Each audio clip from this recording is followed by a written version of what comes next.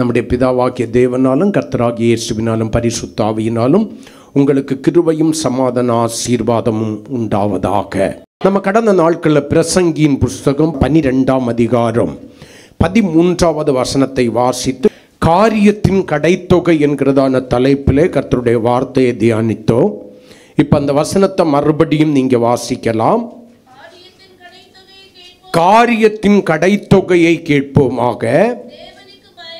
தேவனுக்கு பயந்து அவர் கற்பனைகளை கைக்கொள், எல்லா மனுஷர் மேலும் விழுந்த கடமை இதுவே. எல்லாவற்றையும் ஆராய்ந்து அனுபவித்து பார்த்ததான ஞானி கடைசியிலே எல்லாவற்றையும் மாயை மாயை மாயை மாயை என்று கண்டுபிடித்து நிலையானது ஒன்றுமில்லை என்கிற முடிவுக்கு வந்த பின்பு இந்த உலகத்திலே காண்கிறவைகளும் அனுபவிக்கிறவைகளும் நிரந்தரமான ஒரு சந்தோஷத்தையும் மகிழ்ச்சியையும் எனக்கு தராது என்பதை அவன் புரிந்து கொண்ட பின்பு இந்த பிரசங்கின் புஸ்தகம் கடைசி பகுதியிலே சொல்கிறான், காரியத்தின் கடைத்தொகையை கேட்போமாக. இப்ப இந்த காரியங்களின் முடிவு என்ன என்பதை கேட்போம். அது என்ன? தேவனுக்கு பயந்து அவர் கற்பனைகளை கைக்கொள், எல்லா மனுஷர் மேலும் விழுந்த கடமை இதுவே. தேவனுக்கு பயந்து கற்பனைகளை கைக்கொள். தேவனுக்கு பயப்படுகிற பயத்தை குறித்து 2 வசனத்தை சொன்னேன். ஒன்று நீதிமொழிகளின் புஸ்தகம் 8ஆம் அதிகாரம் 13வது வசனத்தை சுட்டி காண்பித்து தீமையை வெறுப்பது கர்த்தருக்கு பயப்படுகிற பயம் என்று சொன்னேன். இரண்டாவதாக சங்கீதத்தின் புஸ்தகம் 19ஆம் சங்கீதம் 9வது வசனத்தை உங்களுக்கு சுட்டி காண்பித்து கர்த்தருக்கு பயப்படுகிற பயம் எப்படி இருக்கிறது? சுத்தமானது என்று சொன்னேன். அதோடு கூட கடந்த வாரத்தில் அந்த கற்பனையை கைக்கொள் என்று சொல்கிறானே, அந்த கற்பனையின் பொருள் என்ன? 1 தீமோத்தேயு 1ஆம் அதிகாரம் 5வது வசனத்தை உங்களுக்கு சுட்டி காண்பித்து வாசிக்கலாம். கற்பனையின் பொருள் என்னவென்றால், தேவனுக்கு பயந்து கற்பனையை கைக்கொள் என்று சொன்னாரே, அந்த கற்பனையின் பொருள் என்னவென்றால் சுத்தமான இருதயத்திலும் நல்மனசாட்சியிலும் மாயமற்ற விசுவாசத்திலும் பிறக்கும் அன்பே என்று சொல்லி எழுதப்பட்டிருக்கிறது.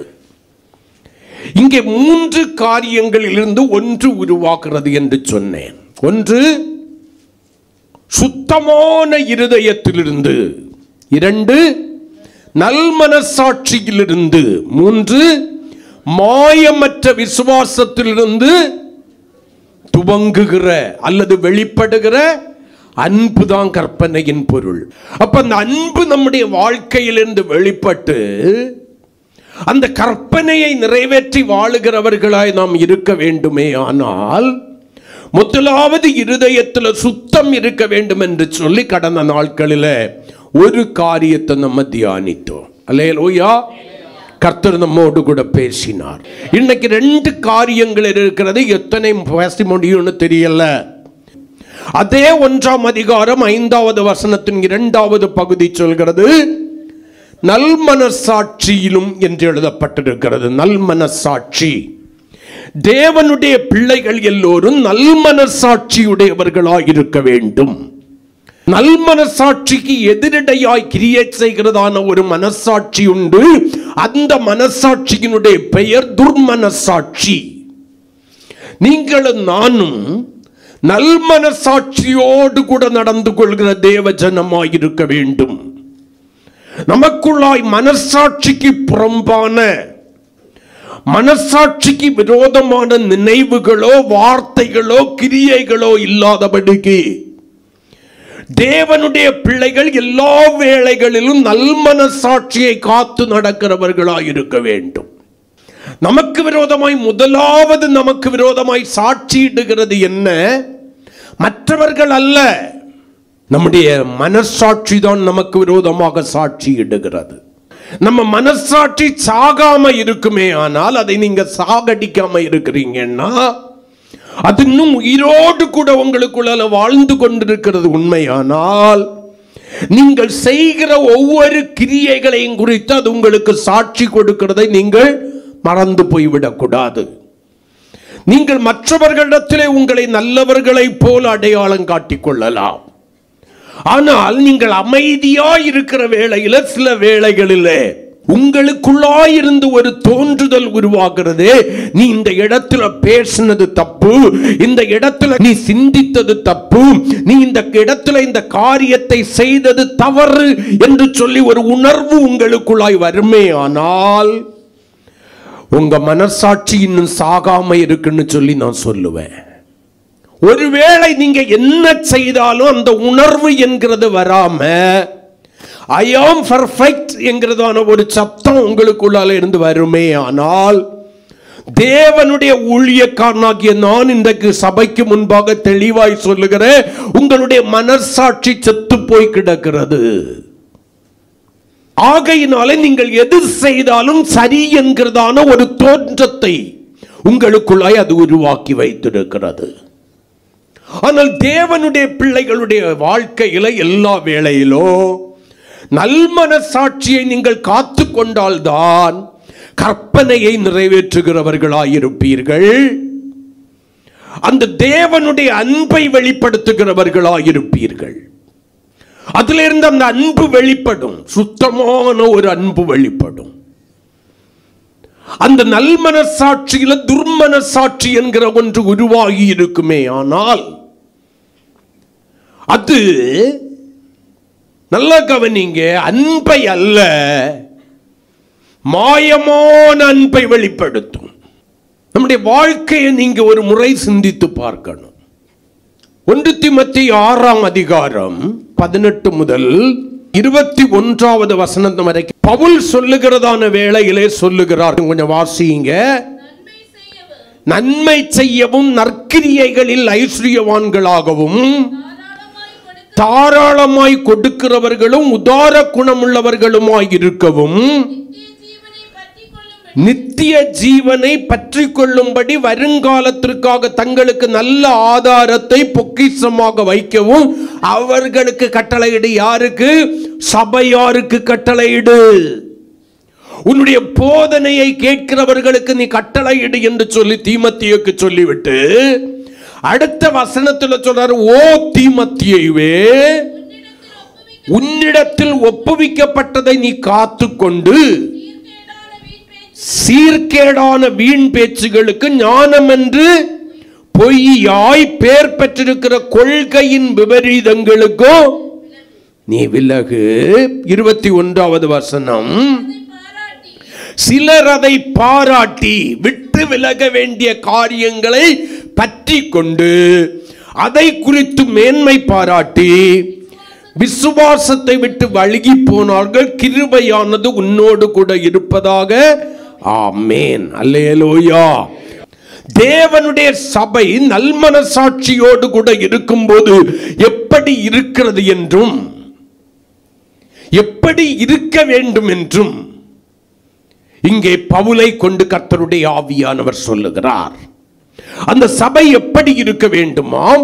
நன்மை செய்கிற சபையாயிருக்கும், நல்மனசாட்சி இருக்கும் போது தனக்கு கர்த்தர் கொடுத்திருக்கிற நன்மைகளை தேவையானவர்களுக்கு எல்லா விதங்களிலும் ஆவிக்குரிய பூமிக்குரிய சரீர நன்மைகளை பகிர்ந்து கொடுக்கிறதான சபையாயிருக்கும். ஆமென் சொல்லுங்களேன், அல்லேலூயா. இனி 1ஆம் அதிகாரத்திற்கு திருப்புவோம். அங்கே 18 முதல் 20 வரையிலான வசனங்களை கொஞ்சம் வாசிங்க. குமாரனாகிய தீமோத்தேயுவே, உன்னை குறித்து முன் உண்டான தீர்க்க தரிசனங்களின்படியே நீ அவைகளை முன்னிட்டு நல்ல போராட்டம் பண்ணும்படி இந்த கட்டளையை உனக்கு ஒப்புவிக்கிறேன். விசுவாசமும் நல்மனசாட்சியும் உடையவனாயிரு. அங்கே என்ன சொன்னாரு? சிலர் விசுவாசம் என்னும் கப்பலை சேதப்படுத்தி விட்டார்கள். அந்த கப்பல் சேதமடைவதற்கு காரணம் என்ன? அவர்கள் நல்மனசாட்சியை விட்டு விட்டார்கள். நல்மனசாட்சி என்கிற தேவன் விரும்புகிற அந்த சுபாவத்தை விட்டுவிட்டு துர்மனசாட்சிக்கு தங்களுடைய வாழ்க்கையை விற்று போட்டபடியினால அவர்கள் விசுவாசம் என்கிற கப்பலை சேதப்படுத்தி விட்டார்கள்.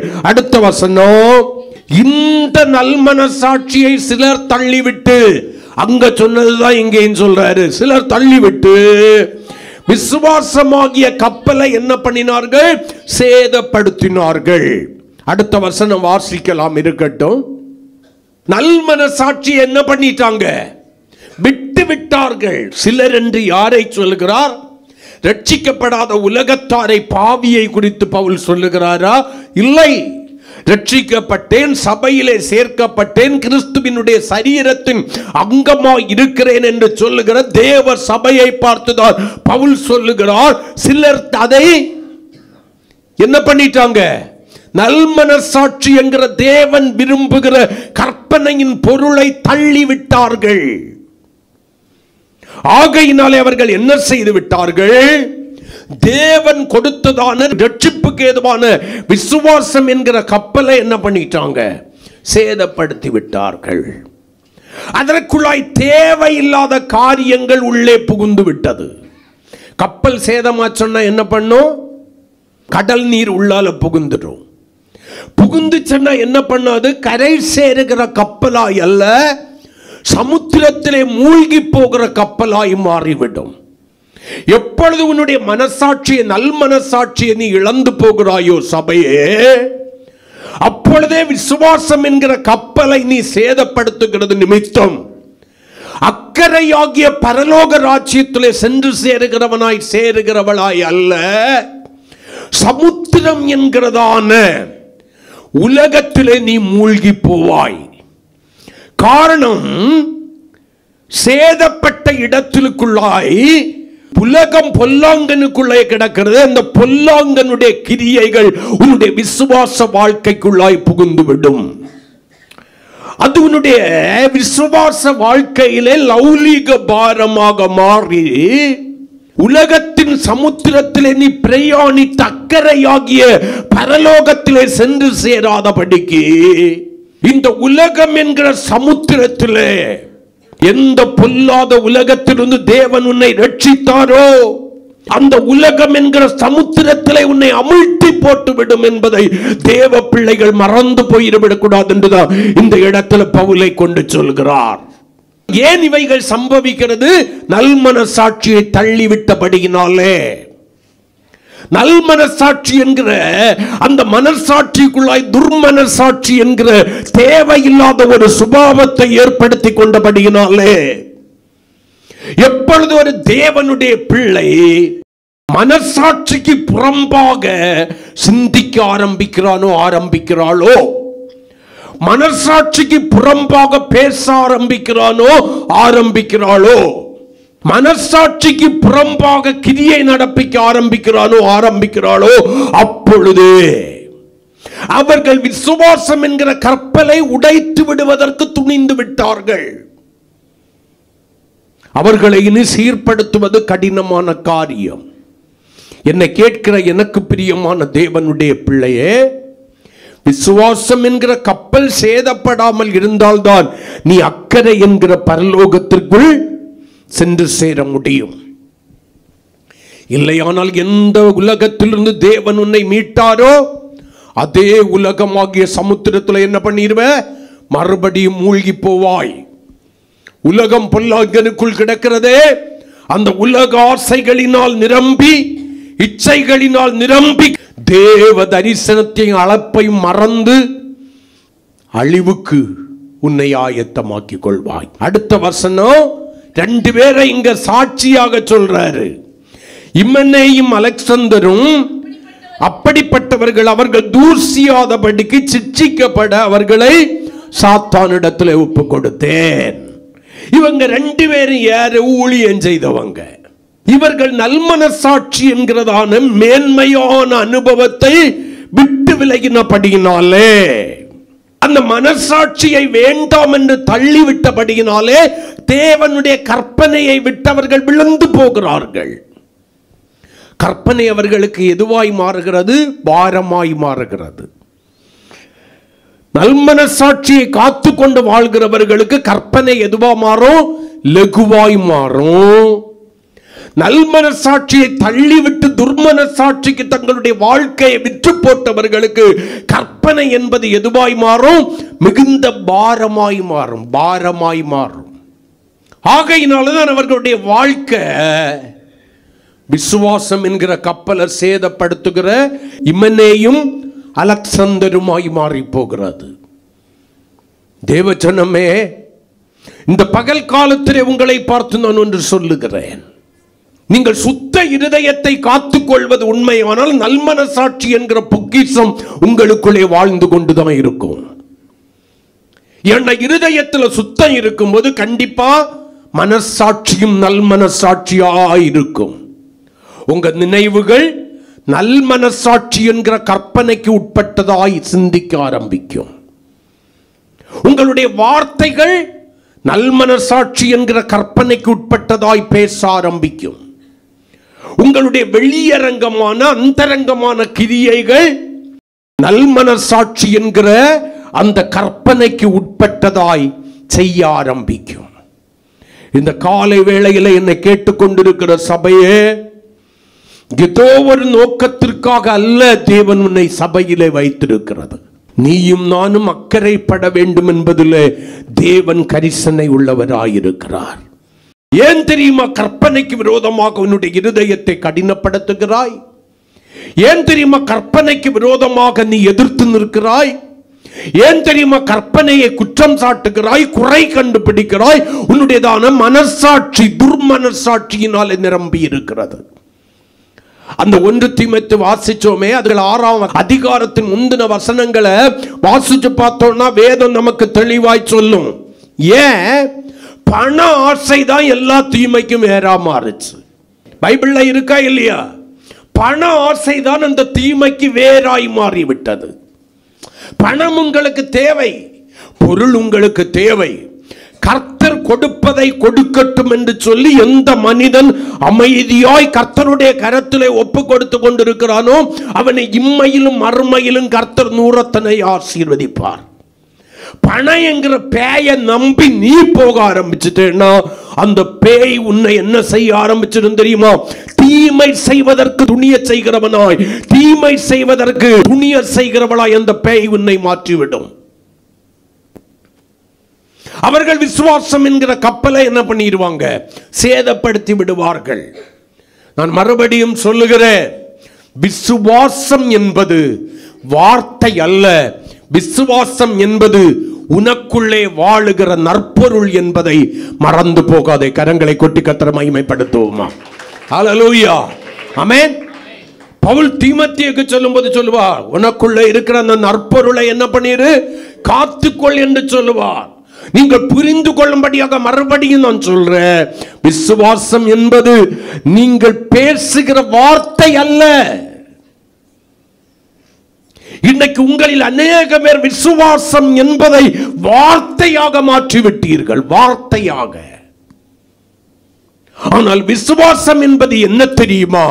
உங்களுக்குள்ளே வாழ்ந்து கொண்டிருக்கிற நற்பொருளாய் மாறும் போது நீங்கள் பரலோக தரிசனத்தை இழக்கிறவர்களாய் அல்ல, பரலோக தரிசனத்தை உங்களுக்குள்ளாய் பெருக்குகிறவர்களாய் இருப்பீர்கள்.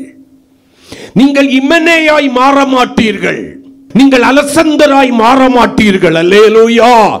நீங்கள் சாத்தானுடைய கரத்திலே ஒப்பு கொடுக்கப்படுகிறவர்களாய் மாற மாட்டீர்கள். நீங்கள் கிறிஸ்துவினுடைய கரத்திலே ஒப்பு கொடுக்கப்பட்டு அவருடைய கரத்திலே அலங்காரமான கிரீடமும் ராஜ முடியுமாயிருக்கிற தேவ ஜனங்களாய் மாறுவீர்கள். உங்களை எப்படி வைக்கணும்னு கர்த்தர் அறிந்திருக்கிறார். உங்களுக்கு ஒண்ணு தெரியுமா? நீங்க சில வேளைகளில் முட்டி முட்டி ஜெபித்தாலும் நடக்காத சில காரியங்கள் சில வேளைகளிலே நீங்கள் ஜெபிக்காத போது கர்த்தர் உங்களுடைய வாழ்க்கையிலே கொடுக்கிறார். அதை கொடுக்க வேண்டும் என்பது தேவனுடைய விருப்பம். நான் மறுபடியும் சொல்லுகிறேன், சபை புரிந்து கொள்ளும்படியாக சொல்கிறேன். தேவன் உன்னை ஆவிக்குரிய பூமிக்குரிய சரீர பகுதிகளிலே ஆசீர்வதிக்க வேண்டும் என்று நினைத்து விட்டாரே, ஆனால் சாத்தானும் உன்னுடைய ஆசீர்வாதத்தை தடை பண்ண முடியாது. வேறு யாரும் தடை பண்ண முடியாது, உன்னை தவிர. நீ தடை பண்ண முடியும். நீ நல்மனசாட்சி என்கிறதான அந்த மேன்மையான அனுபவத்தை உடைத்து போட்டு விசுவாசம் என்கிற கப்பலை சேதப்படுத்தும் போது உன்னுடைய ஆசீர்வாதத்திற்கு நீ தூரமாய் போகிறாய். ஆனால் அதை காத்து கொண்டு வாழும் போது எப்ப என்ன தரணுங்கிறது கர்த்தருக்கு தெரியும். ஆமென் சொல்லுங்களேன். ஹல்லேலூயா. வேதம் சொல்கிறது அதனதன் காலங்களிலே சகலவற்றை நேர்த்தியாய் செய்திருக்கிறார். எல்லாம் மாயை என்று சொன்னதான அதே பிரசங்கி ஆகிய ஞானி தான் சொல்றான், அதனதன் காலத்திலே ஒன்ன புரிஞ்சுக்க, நீயும் நானும் ஆராதிக்கிற தேவன் காலம் தவறாமல் செய்கிற தேவன். கரங்களை கொட்டி கர்த்தரை ஸ்தோத்திரம் பண்ணுவோம். ஹல்லேலூயா. காலம் தவறாமல் செய்கிற தேவன். அவருக்கு எப்ப யாருக்கு என்ன கொடுக்கணும்னு தெரியும். அந்த நேரத்தில் நீ கேட்டாலும் கேட்கலனாலும் கொடுப்பார். யாருக்கு? நல் மனசாட்சியை காத்து கொள்கிறவர்களுக்கு. விசுவாசங்கிறதான அந்த கப்பலை சேதப்படுத்தாதவங்களுக்கு கர்த்தருக்கு ஸ்தோத்திரம். நம்முடைய வாழ்க்கை எப்படி இருக்கிறது? மற்றவர்களை எல்லாம் குறை சொல்லி அழகு பார்க்கிற நம்முடைய வாழ்க்கை என்னைக்காவது உங்களை நீங்களே சிந்தித்து பார்த்ததுண்டா? மற்றவர்களை எல்லாம் குறை கூறி அழகு பார்க்கிற உங்களுடைய வாழ்க்கையில என்னைக்காவது உங்களுடைய வாழ்க்கையை வேத வசனமாகிய கண்ணாடிக்கு முன்பாக நீங்கள் நிறுத்தி பார்த்ததுண்டா? உங்களுடைய அகமுகத்தை அந்த தேவனுடைய வசனமாகிய கண்ணாடி உங்களுக்கு வெளிப்படுத்தி காண்பித்ததுண்டா? வசனம் என்பது எதுவாயிருக்கிறது? அகமுகத்தை வெளிக்கி உண்மையாய் காட்டுகிற கண்ணாடியாய் இருக்கிறது.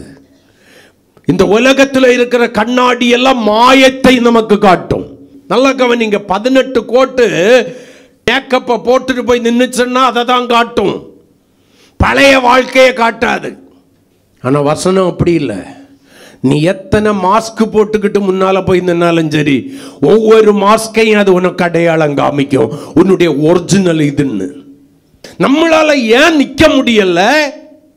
நம்முடைய அகமுகத்தை பார்க்கிற துணிவு நமக்கு ஏன் இல்லை? நம்முடைய நல்மனசாட்சியை தள்ளி விட்டோம். விசுவாசம் என்கிற கப்பலை உடைப்பதற்கு நம்ம துணிஞ்சு போயிட்டோம். அந்த நல்மனசாட்சி என்றால் என்ன? அப்போஸ்தலர் நடபடிகளின் புஸ்தகம் 24ஆம் அதிகாரம் 16வது வசனத்தை கொஞ்சம் வாசியுங்க. நல்லா கவனிங்க. பவுல் சொல்றாரு, இதனால் நான் தேவனுக்கும் மனுஷனுக்கும் முன்பாக எப்பொழுதும் குற்றமற்ற மனசாட்சியை உடையவனாய் இருக்க பிரயாசப்படுகிறேன். நல் மனசாட்சி என்றால் என்ன? கர்த்தருக்கு ஸ்தோத்திரம். குற்றமற்ற மனசாட்சி. என் மனசாட்சி எனக்கு சாட்சி கொடுக்கிறதான வேளையில எனக்கு விரோதமாய் சாட்சி கொடுக்க கூடாது. ஆமென் சொல்லுங்களேன். ஆமென். என்னுடைய அந்தரங்க வாழ்க்கையை பார்த்து அது விரோதமான சாட்சி சொல்லிடக்கூடாது. மற்றவர்கள் எளிதாக சொல்லலாம், நீ என்ன, எனக்கு தெரியாதா உன்னை பற்றி, அவங்க என்ன சொல்லிக்கிட்டு போட்டோம். என் மனசாட்சி என்ன பார்த்து சொல்லிடக்கூடாது, உன்னை பற்றி எனக்கு தெரியாதா, நீ வெளியில ஒரு ஆளு உள்ளால வேற ஆளுன்னு.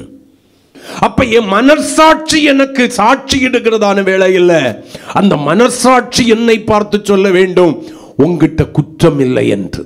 இன்னைக்கு நம்ம எல்லாம் எதற்கு முயற்சிக்கிறோம்? மற்றவர்கள் நம்மை குற்றம் கண்டுபிடிச்சிடக்கூடாதுன்னு முயற்சிக்கிறோம். ஆமென் சொல்லுங்களேன். தோற்று போகிறோம். எப்பவாவது நீங்க உங்க மனசாட்சியை கேட்டதுண்டா? உங்க மனசாட்சி சொல்லுகிற அந்த வார்த்தை உங்களுடைய செவிகளிலே கேட்டதுண்டா? உங்களுடைய மனசாட்சி சொல்லுகிற உங்களுக்கு விரோதமான சாட்சிகளை கேட்பதற்கு நீங்கள் மனதற்றவர்களாக நீங்கள் மாறிவிடுகிறீர்கள். ஆகையினால் உங்களுடைய நினைவுகள், வார்த்தைகள், கிரியைகள் மொத்த உபயோகமற்றதாய் மாறிவிடுகிறது. நீங்கள் தேவ தரிசனத்தை இழந்து விடுகிறீர்கள். தேவனுடைய ராஜ்யத்திற்கும் அவருடைய மகிமைக்கும் அழைக்கப்பட்டிருக்கிறேன் என்கிற தரிசனத்தை நீங்கள் இழந்து விடுகிறீர்கள். உங்கள் விசுவாச பிரயாணத்திலே லெக்கை தவறி நீங்கள் பிரயாணிக்க துணிந்து விடுகிறீர்கள். உங்கள் மனசாட்சி உங்களை உணர்த்துவிக்க பார்க்கிறது, ஆனால் நீங்கள் அதற்கு செவி சாய்க்கிறதில்லை. அதனுடைய சப்தத்தை கேட்பதற்கு நீங்கள் ஆயத்தமாயில்லை. பவுல் சொல்றாரு, நல்மனசாட்சி என்கிறது என்ன? குற்றமற்றது. எந்த ஒரு மனுஷன், தானியேலை உங்களுக்கு முன்னால கொண்டு வைங்க, அவன் சொல்றான், ஏன் தெரியுமா சிங்கத்தின் கபிக்கு கர்த்தர் என்ன விலக்கி பாதுகாத்தாரு ராஜாவே? ஏன் தெரியுமா? என்னுடைய நீதி அல்ல, என்னுடைய ஜெபமும் அல்ல. அழகா சொல்றான் ஒரு வார்த்தை, நான் ராஜாவாக உமக்கு முன்பாகவும் தேவனுக்கு முன்பாகவும் குற்றமற்றவனாயிருந்த நீதிகேடு செய்ததில்லை. கரங்களை கொட்டி கர்த்தரை மகிமைப்படுத்து. அது உண்மையான வார்த்தை, அது பொய் அல்ல. அவன் குற்றமற்றவன். சிங்கங்கள் அதனால தான் என்னை சேதப்படுத்தாதபடிக்கு கர்த்தர் என்னை காத்தார். அவர் தம்முடைய தூதனை அனுப்பி சிங்கத்தின் வாயை கட்டி போட்டார். நீ நல் மனசாட்சியோட வாழ்ந்து பாடு, குற்றமற்ற மனசாட்சியோடு கூட வாழ்ந்து பாடு. உனக்கு விரோதமாய் எழும்புகிற ஆயுதங்களை கர்த்தர் வாய்க்காமற் போக செய்வார். கரங்களை கொட்டி கர்த்தரை ஸ்தோத்திரம் பண்ணுவோம். உனக்கு விரோதமாய் குழி வெட்டுவார்கள், வெட்டுகிறவர்கள் அதிலே விழுவார்கள். உனக்கு விரோதமாய் கண்ணி வைப்பார்கள், வைக்கிறவர்கள் அதிலே சிக்குண்டு போவார்கள். கரங்களை கொட்டி கர்த்தரை ஸ்தோத்திரம் பண்ணுவோம். குற்றமற்றவனாய் குற்றமற்றவளாயிரு. தேவனுக்கும் மனுஷனுக்கு முன்பாக குற்றமற்ற வாழ்க்கை.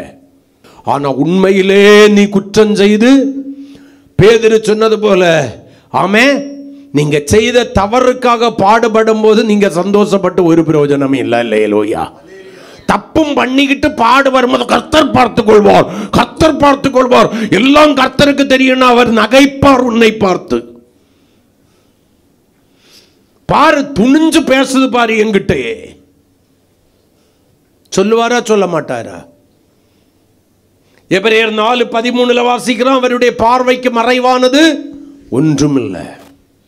மனிதனுடைய இருதயத்தின் அந்தரங்கங்களை கூட ஆராய்ந்து அறிகிற தேவன் அவர். ஆமென் சொல்லுங்களேன். அல்லேலூயா. நாம் தூங்கும் போது அவர் என்ன செய்கிறாராம் தெரியுமா? எனக்கு இருதயத்தை ஆராய்ந்து அறிகிறாராம். கரங்களை கொட்டி. சங்கீதக்காரன் தான் அதையும் கற்றுக் கொடுக்கிறார். நான் நித்திரை பண்ணும் போது அவர் என்னுடைய இருதயத்தை என்ன பண்றாரு? எதையாகிலும் குற்றம் இருக்கிறதோ என்று சொல்லி ஆராய்ந்து அறிகிறார். தேவஜனமே எளிதாக சொல்லிவிடலாம். செய்துவிட்டு செய்யல எங்கெல்லாம், பேசிவிட்டு பேசல எங்கெல்லாம், நினைச்சிட்டு நினைக்கல எங்கெல்லாம். கர்த்தருக்கு ஸ்தோத்திரம். சில வேளைகளிலே உறவு உடைந்து விடக்கூடாது என்பதற்காக அது அங்கே ஒத்துக்கொள்ளப்படலாம். ஆனால் பரலோகத்தின் தேவனுக்கு முன்பாக உன்னுடைய மனசாட்சி குற்றமற்றதா இருக்கிறதோ? குற்றமற்றவர் அதை தானே உன்னிடத்திலும் என்னிடத்திலும் எதிர்பார்க்கிறார். பவுல் தன்னை குறிச்சே ஒரு சாட்சி கொடுக்கிறாரு. 23ஆம் அதிகாரம் அப்போஸ்தலர் 23:1 வாசிங்க. பவுல் ஆலோசனை சங்கத்தாரை உற்று பார்த்து, சகோதரரே, இந்நாள் வரைக்கும் எல்லா விஷயங்களிலும், இது அண்டர்லைன் பண்ணிக்குங்க, ப்ளீஸ் அண்டர்ஸ்டாண்ட். சகோதரரே, இந்நாள் வரைக்கும் எல்லா விஷயங்களிலும் நான் நல் மனசாட்சியோட மனுஷனுக்கு முன்னால இல்ல, தேவனுக்கு முன்பாக நடந்து வந்தேன் என்று சொன்னான். கரங்களை கொட்டி கர்த்தரை ஸ்தோத்திரம் பண்ணுவோம். இந்த பகல் காலத்துல இந்த வார்த்தையை அறிக்கை பண்ணுவதற்கு நமக்கு எத்தனை பேருக்கு தைரியம் இருக்கிறது? துணிஞ்சு வேணும்னு அறிக்கை பண்ணும். ஏன்னா நம்ம நிறைய காரியத்துல துணிஞ்சு பேசுற ஆளு, துணிஞ்சு செய்யற ஆளு, துணிஞ்சு சிந்திக்கிற ஆளு. ஆனா உண்மையா உங்க மனசாட்சியை கேட்டுக்கிட்டு சொல்லுங்க. உங்களில் எத்தனை பேர் சொல்ல முடியும், இந்நாள் வரையும் கர்த்தருடைய பரிசுத்த நாமத்திற்கு மகிமை உண்டாவதாக, எல்லா விஷயங்களிலும் நான் நல் மனசாட்சியோடு அல்லது நல் மனசாட்சியை காத்துக்கொண்டு நடக்கிறவனாயிருக்கிறேன் என்று சொல்லி சபையே, உங்களில் எத்தனை பேர் சாட்சி சொல்ல முடியும்? என்னுடைய வெளிப்புறமான வாழ்க்கையை போலதான் என்னுடைய அந்தரங்க வாழ்க்கையும் இருக்கிறது. என்னுடைய வெளிப்படையான பேச்சை போலதான் என்னுடைய அந்தரங்க வாழ்க்கையும் இருக்கிறது. நான் எல்லா விஷயங்களிலும் இந்நாள் வரைக்கும் நல்மனசாட்சி என்கிறதான விசுவாச கப்பலை சேதப்படுத்தாமல் அதை காத்து கொண்டிருக்கிறேன் என்று சொல்லி நம்ம எத்தனை பேர் சொல்ல முடியும்? இதெல்லாம் நம்ம யோசிக்க மாட்டோம். நமக்கு யோசிக்கிறதுக்கு நேரமும் கிடையாது. அல்லேலூயா. சபையே, நல்மனசாட்சியை விட்டு எப்பொழுது விசுவாசம் என்கிற கப்பலை உடைக்க துணிகிறாயோ அப்பொழுது பரலோகம் என்கிற மேன்மையை இழந்து போகிறாய். பரலோகம் என்கிற மேன்மை இழந்து போகிறாய். சபையே, தேவன் உன்னை எதற்கு அழைத்தார் தெரியுமா? ராஜ்யத்திற்கும் மகிமைக்கும் பங்குள்ளவர்களாயிருக்கும்படி அழைத்திருக்கிறாராமே. இந்த உலகத்தில் ஒரு ஆவிக்குரிய சபையில் அங்கமாக இருந்து மரித்து மண்ணோட போகணுன்னு அழைத்தது கர்த்தருக்கு ஸ்தோத்திரம். நம்ம எத்தனை காரியங்களை திருப்பி விட்டுருக்கோம் இல்லையா? நம்முடைய வாய்ச்சாலகம் என்கிற வாய் திறமையினால், வார்த்தையின் திறமையினால் எத்தனை காரியங்களை நம்ம திருப்பி விட்டுருக்கோம். கொஞ்சம் யோசிச்சு பாருங்கள். நம்ம செய்த தப்பை அப்படியே எளிதாக மற்றவர்கள் மேல் பழி போட்டு நம்ப வைத்து எத்தனை காரியங்களை திருப்பி விட்டுருக்கிறோம். நமக்கு உள்ளத்துக்குள்ளால எல்லாம் ஒரு பெரிய நம்ப வச்சுட்டேன், நான் அடிக்கப்பட வேண்டிய இடத்துல எனக்காக யாரோ ஒருவரை பலிகடா ஆக்கிட்டேன். ஆமேன்னு சொல்லுங்களேன். தப்புனே. ஆனால் அவனுடைய மனசாட்சி உன்னை பாதிக்கவில்லையோ? உன் மனசாட்சி என்ன செத்தா போயிட்டு பாதிக்கவில்லையோ?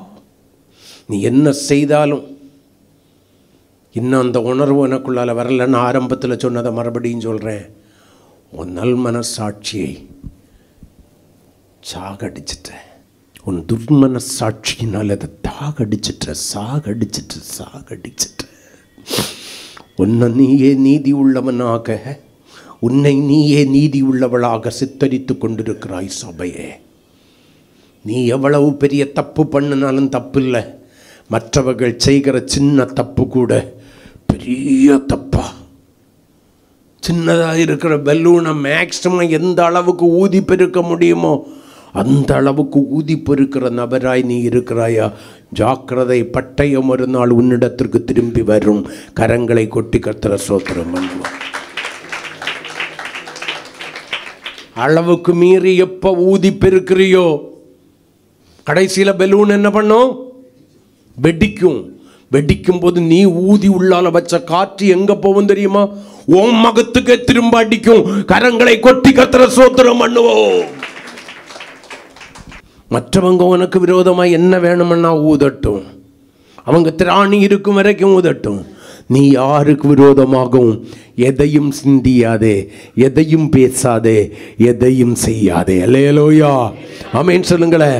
குற்றமற்றதாய் உன்னுடைய மனசாட்சியை காத்துக்கொள். அல்லேலூயா, அல்லேலூயா. இரண்டாவதாக அந்த நல்ல மனசாட்சி எப்படி இருக்கும் தெரியுமா? எபிரேயர் 9ஆம் அதிகாரம் 14வது வசனத்தை கொஞ்சம் வாசிங்க. நித்திய ஆவியினாலே தம்மை தாமே பழுதற்ற பலியாக தேவனுக்கு ஒப்பு கொடுத்த கிறிஸ்துவினுடைய இரத்தம் ஜீவனுள்ள தேவனுக்கு ஊழியம் செய்வதற்கு உங்கள் மனசாட்சியை செத்த கிரியைகளால் சுத்திகரிப்பது எவ்வளவு நிச்சயம். செத்த கிரியையோ உங்க மனசாட்சிக்குள்ளால இருக்கக்கூடாது. என்ன இருக்கக்கூடாது? செத்த கிரியை.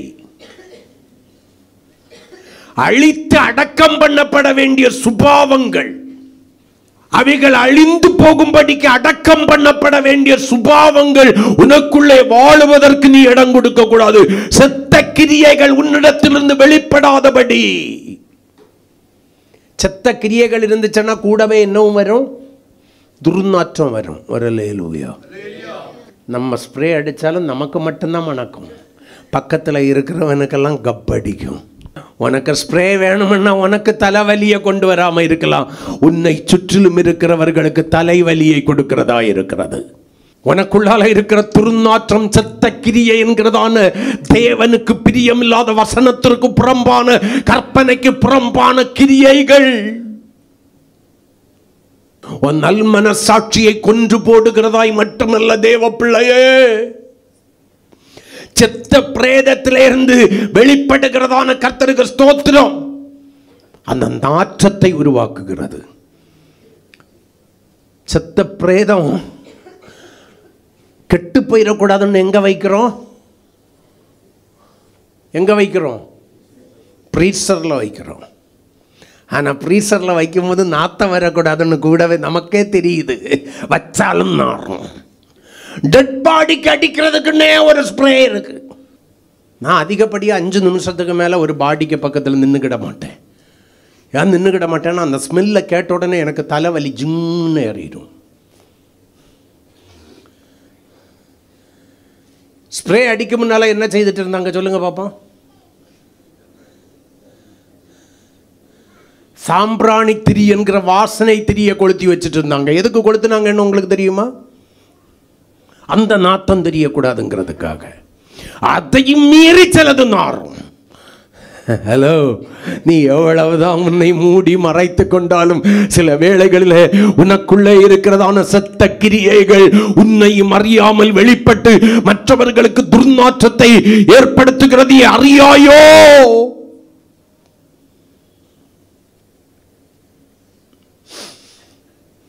உன் தவறை சுட்டி காண்பிப்பதற்கு திராணியற்றவர்களாய், தவறு என்று சொல்வதற்கு தைரியமற்றவர்களாய், உங்கிட்டே இந்த துர்நாற்றம் வருகிறது என்பதை சொல்வதற்கு கூடாதவர்களாய் தங்களை தாங்களே அடக்கி கொண்டிருக்கிற உன்னை சுற்றிலும் இருக்கிறவர்களை கேட்டுப்பார். அவர்கள் உனக்கு சொல்லுவார்கள், உன்னை இந்த சுபாவம் நல்ல சுபாவம் இல்லைன்னு சொல்லுவாங்க. உன் மனைவி சொல்லுவா, உன் கணவன் உனக்கு சொல்லுவான் சாட்சி, உன் பிள்ளைகள் உன்னை குறித்து சாட்சி கொடுப்பார்கள், உன் பெற்றோர் உன்னை குறித்து சாட்சி கொடுப்பார்கள். கர்த்தருக்கு ஸ்தோத்திரம். யோசித்து பார் சபையே, நீ உன்னை குறித்து கொடுப்பதல்ல சாட்சி. முதல்ல மனசாட்சி, ரெண்டு உன் வீட்டார் கொடுக்கணும் உன்னை குறித்து சாட்சி. அல்லேலூயா. அடிச்சிருவ, திட்டிடுவ, முறைச்சிருவேன்னு பயந்து எதுக்கு பிரச்சனை வீட்டுக்குள்ளால சமாதானம் இல்லாமல் வேண்டாம், சமாதானமாக போயிடுவான்னு சொல்லிக்கிட்டு அவங்க ஒதுங்கி போன உடனே நீ நினைச்சிடாத நாத்தம் வெளியே தெரியலன்னு நினைச்சிடாத. தெரியுது, எதிர்த்து நிற்க திராணி இல்லை. அவர்கள் சமாதானத்தை விரும்புகிறார்கள். அல்லேலூயா, ஆமென். சமாதானத்தை விரும்புகிறார்கள்.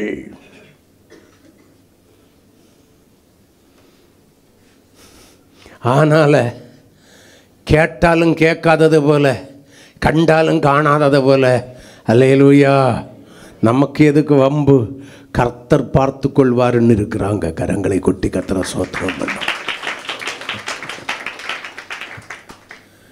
என் அன்பு சகோதரனே, என் அன்பு சகோதரியே, தயவு செய்து உன் மனசாட்சியில் செத்த கிரியைகள் கலந்திருக்கிறதோ என்று பிரசங்கியில் அழகான ஒரு வசனம் உண்டு. செத்த ஈக்கள் பரிமள தைலக்காரனுடைய நல்ல வாசனையான தைலத்தை கெட்டுப்போக பண்ணுகிறது போல சொற்ப மதீனமும் நல்ல மனிதர்களுடைய வாசனையை கெடுக்கும். இந்த வசனத்தை கொஞ்சம் வாசியுங்களேன். பிரசங்கி 10:1 இப்போ பாருங்க. செத்த ஈக்கள் தைலக்காரனுடைய பரிமள தைலத்தை நாரி கெட்டு போக பண்ணும்.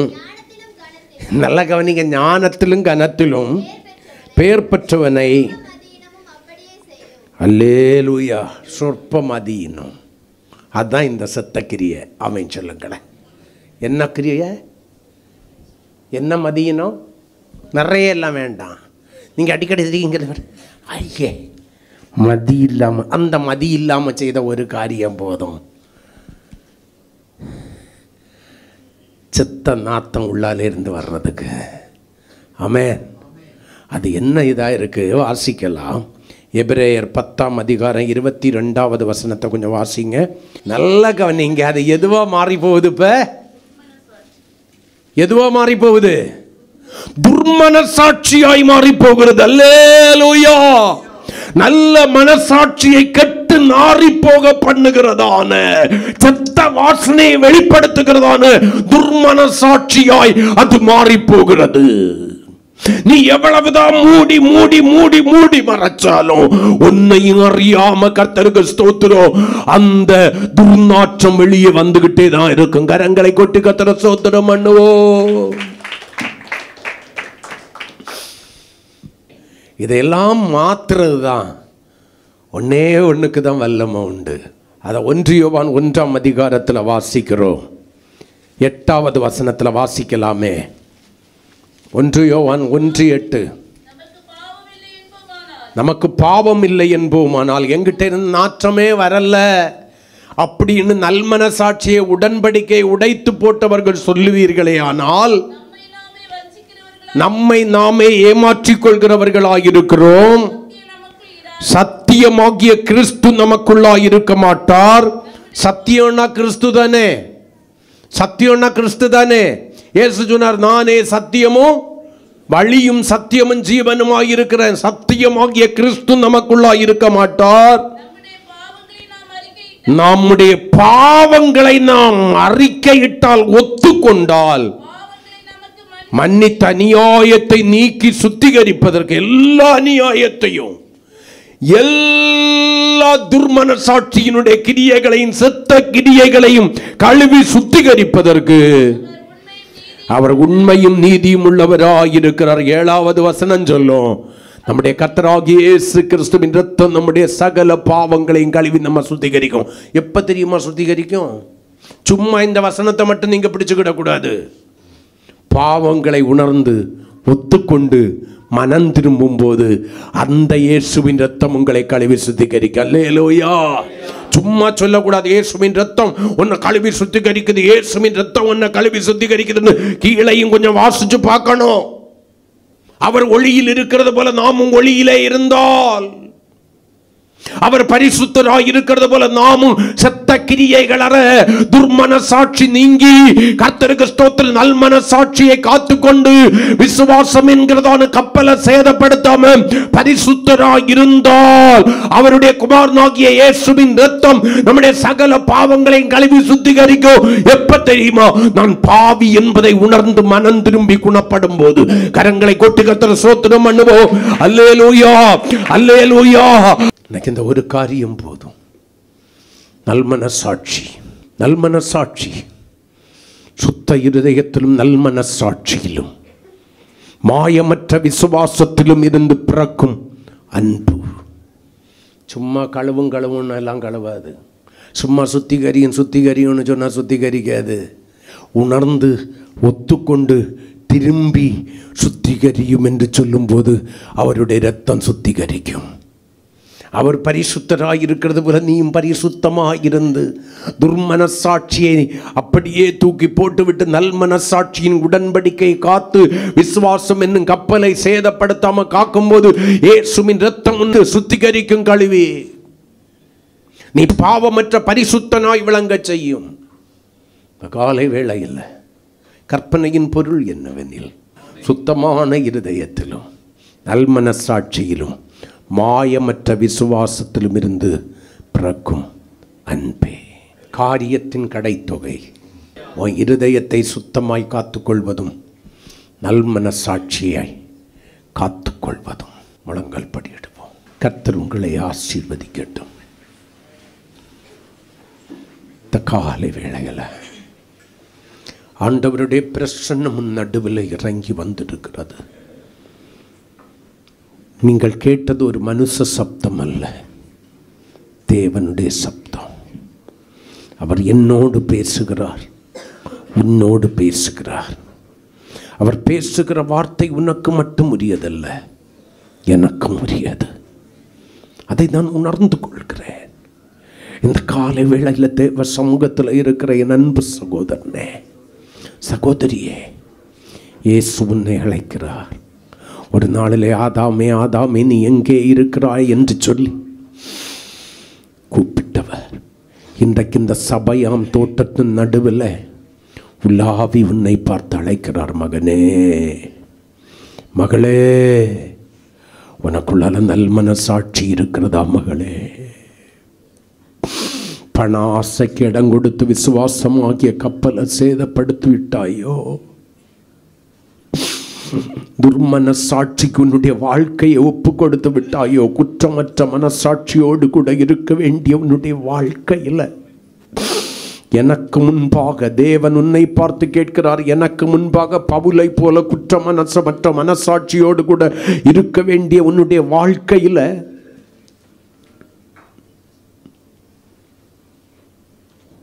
துர்மனசாட்சிக்கு இடம் கொடுத்துட்டியோ?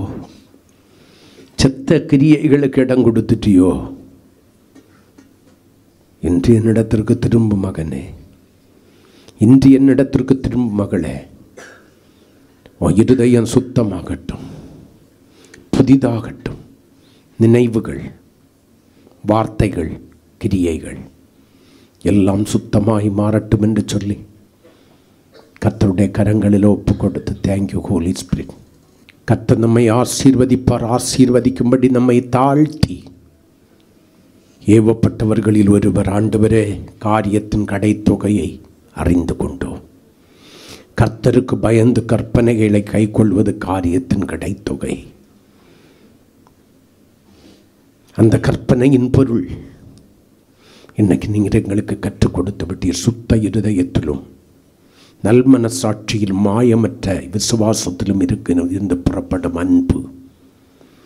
எங்கள் இருதயம் சுத்தமானதா இருக்கிறதா என்று சொல்லி எங்களை நாங்கள் ஆராய்ந்து பார்க்கிறோம்.